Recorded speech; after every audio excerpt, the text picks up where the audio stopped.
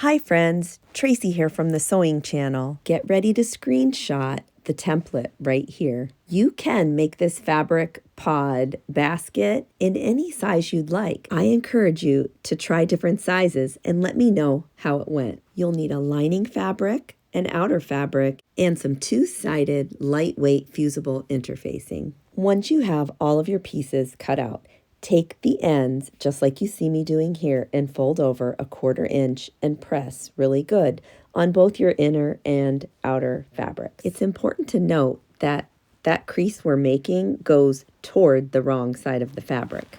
Now put right sides together and then lay your interfacing on top of one of the wrong sides. Now pin all of the layers together securely so that interfacing doesn't shift. Sew 1/4 inch on all of the curved areas only from point to point. After you've sewn the curved areas only, then you're going to trim the interfacing out of those curved areas. Now it's time to turn this cute little pod right side out. Since our interfacing is double-sided, we need to take care.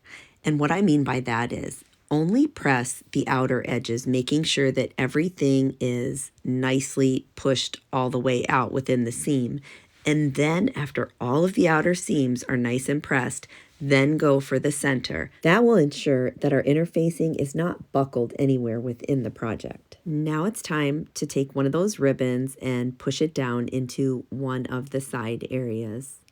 And then put a pin in it so that it sticks. And make sure you do that same thing to the other side with the other ribbon. Now it's time to sew all of the curved areas again with a top stitch. And we're also top stitching over top of where we slid that ribbon into that slot on both sides. When you're done sewing, you should have something that looks like this. Fold it together just like you see me doing and put a couple pins in the side. Now on the bottom portion of this fabric pod, you are going to take that folded edge and you're going to lift it up about 1 inch. Grab a couple clips and put them on the side there.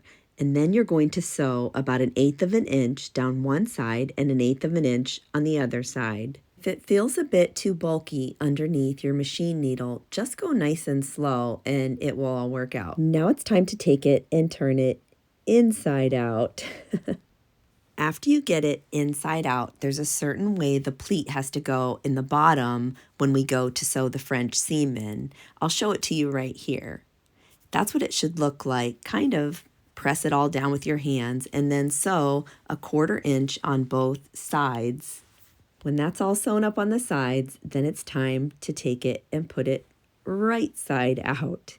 Now you do have to make sure that you press out these box corners just right, and you can see there they pop right into place. That lightweight interfacing worked perfectly. It did not add any bulk to this project whatsoever. Using that very thin lightweight interfacing made for very clean lines on this fabric pod basket. This pattern is totally exclusive to the Sewing Channel. I designed it myself, but go ahead and use it in any way that you want. If you want to make them and sell them or make them and teach somebody else to make them, you go for it.